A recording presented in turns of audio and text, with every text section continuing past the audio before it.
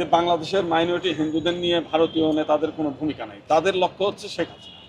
তারা এই শেখ হাসিনা এখান থেকে চলে যাওয়াতে তারা যে অপমান বোধ করেছে, এই অপমানের বোধটাকে তারা হচ্ছে মানে কোনো মতে ভুলতে পারছে না। ওই যে ছোটকালে যে প্রথম প্রেমের শেখা খাইলে মানুষের যে অবস্থায় পাগলামি করে, এটা হচ্ছে তাদের সেই পাগলামি। আর আর্থিক ক্ষতি ভারতের বেশি, কারণ হচ্ছে বাংলাদেশে আমি যেটা আপনারা জানেন যে বাংলাদেশের অন্তত 1.5 কোটি মানুষ সেই ভারতের মানে পৃথিবীর বিভিন্ন দেশে তারা চাকরি বাকরি করছে, খেয়ে না খেয়ে বাংলাদেশে টাকা পাঠায়।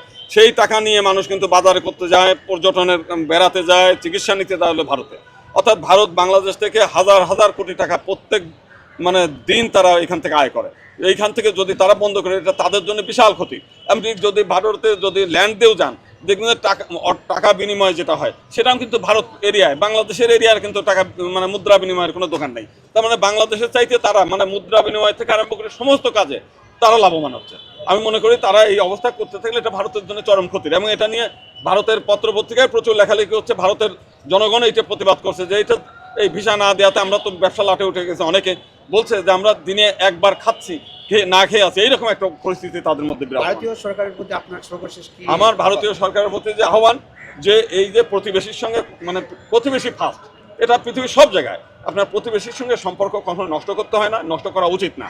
এটা তাদের জন্য যদি আজকে বাংলাদেশের সঙ্গে প্রতিবেশী সম্পর্ক নষ্ট করে, বাংলাদেশের জনগণই ভারত বিদ্বেষী হবে। এবং আপনি জানেন যে একটা নদীতে যদি স্রোত না থাকে, সেই নদীতে কচুরিপানা জন্মে, শ্যাওলা জন্মে, আবর্জনা জন্মে, ব্যাঙাচি জন্মে এবং ওই নদীর জল নষ্ট হয়। এই বাংলাদেশের গণতন্ত্র যদি তারা নষ্ট করে, এইখানে জঙ্গিবাদ মৌলবাদের উদ্ভব ঘটে, যেটা ভারতের জন্য চরম ক্ষতির হবে।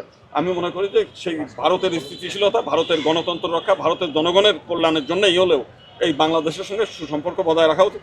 এই দেশে কে ক্ষমতায় থাকবে কি থাকবে না, এটা বাংলাদেশের জনগণের উপর নির্ভর করতে হবে। আপনার আফগানিস্তানের তালেবানের প্রতি তাদের একটা বিদ্বেষ ছিল, শেষ পর্যন্ত কিন্তু তারা বাধ্য হয়েছে সেই তালেবানের সঙ্গে সম্পর্ক রাখতে। ইদানিংকালে এদিন দেখলাম যে উনি বলছেন যে এই সরকারের সঙ্গে মন্ত্রী পর্যায়ে কোনো বৈঠক হবে না, শুধুমাত্র সচিব টু সচিব। এই সরকার যদি আরও 4 বছর থাকে, ওনার কি সচিব করতে হবে? বাংলাদেশের জনগণ এই সরকারকে বসিয়েছে, এটা তো অন্য কোনো দেশের সরকার বসায় নেই। অতএব এই জনগণ যদি মনে করে যে আরও আমরা 50 বছর ধরে ইউনিট সরকারকে রেখে দেবো যে কোনো পন্থায়, তখন কি করবেন? আমার বক্তব্য হচ্ছে বাংলাদেশে কোন সরকার থাকবে কি থাকবে না, এটা হচ্ছে বাংলাদেশের জনগণের ব্যাপার।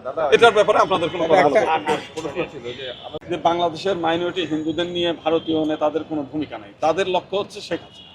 তারা এই শেখ হাসিনা এখান থেকে চলে যাওয়াতে তারা যে অপমান বোধ করেছে, এই অপমানের বোধটাকে তারা হচ্ছে মানে কোনো মতে ভুলতে পারছে না। ওই যে ছোটকালে যে প্রথম প্রেমের শেখা খাইলে মানুষের যে অবস্থায় পাগলামি করে, এটা হচ্ছে তাদের সেই পাগলামি। আর